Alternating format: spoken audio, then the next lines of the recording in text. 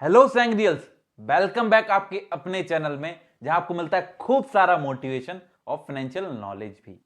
आपसे एक छोटा सा सवाल, अपने समय की कीमत सबसे अच्छे से कौन जानता है? आप में से बहुत सारे लोग कहेंगे एक वो एथलीट जो 100 मीटर की रेस में पार्टिसिपेट कर रहा हो, क्योंकि विनर और रनर अप में महज कुछ मिली सेकेंड्स का ही अंतर रहता है। आपकी आंखें ब्लिंक करने में जितना टाइम लगता है, उतने मूवमेंट में किसी के सालों की मेहनत और विनर बनने का सपना अधूरा रह जाता है। तो चलिए आपको एक छोटी कहानी सुनाता हूं, लेकिन एक शर्त है कि इस कहानी को अंत तक जरूर सुने। तो चलिए स्टार्ट करते हैं।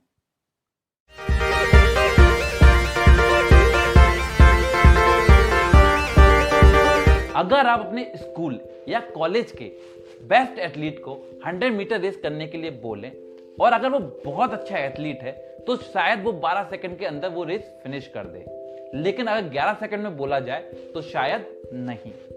वॉल्टर डिक्स, जिनका जन्म यूएसए में हुआ, उन्होंने अपने स्कूल टाइम में महज 10.28 सेकंड में वो रेस कंप्लीट कर दी। इसका मतलब वो एक नॉर्मल इंसान नहीं थे और बहुत जल्द उनको अपनी कंट्री को रिप्रेजेंट करने का मौका मिला। बीजिंग ओलंपिक 2008 में जब वो रेस में उतरे, उस समय उनका रिकॉर्ड, जो कि एक वर्ल्ड रिकॉर्ड था, दैट वाज 10.06 सेकेंड और उनके नियरेस्ट कॉम्पिटिटर रिचर्ड थॉमसन का था 10.44 सेकेंड। इस रेस के पहले पूरी दुनिया को उम्मीद थी कि इस रेस में कोई ना कोई नया कीर्तिमान जरूर इसके सामने आएगा और ये भी देखना दिलचस्प था कि इन दोनों में से रेस जीतेगा कौन। और जिसकी उम्मीद थी वही हुआ। वॉल्टर डिक्स ने ये रेस महज 9.91 सेकंड में कंप्लीट कर दी, लेकिन रिचर्ड थॉमसन ने वो रेस 9.89 सेकंड, जो कि महज 0.02 सेकंड का डिफरेंस है, जो कि आपकी आंखें ब्लिंक करने के 1/5 टाइम के बराबर है, उससे वो वॉल्टर डिक्स से आगे निकल गए। लेकिन रुकिए रुकिए, कहानी में अभी भी बहुत बड़ा मोड़ बाकी है।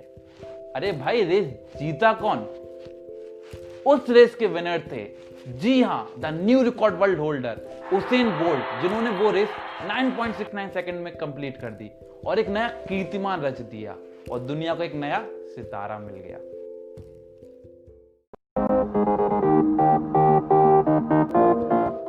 अब आप सोचेंगे कि इस कहानी से हमें क्या सीख मिलती है। दोस्तों, वॉल्टर डिक्स जब ओलंपिक के लिए प्रिपरेशन कर रहे होंगे तो उनके माइंड में टारगेट अपने रिकॉर्ड को ब्रेक करने का होगा, क्योंकि उनके अकॉर्डिंग अगर वो अपना रिकॉर्ड तोड़ देते हैं तो उनका जीतना तय है। रिचर्ड थॉमसन के दिमाग में टारगेट वॉल्टर डिक्स से आगे बढ़ने का था, क्योंकि अगर वो उनसे आगे बढ़ गए तो उनके अकॉर्डिंग उनका जीतना तय है। लेकिन उसेन बोल्ट के अकॉर्डिंग विनर बनने के लिए उन्हें मिनिमम से मिनिमम टाइम में ये रेस कंप्लीट करनी थी, इसलिए वो जीत गए।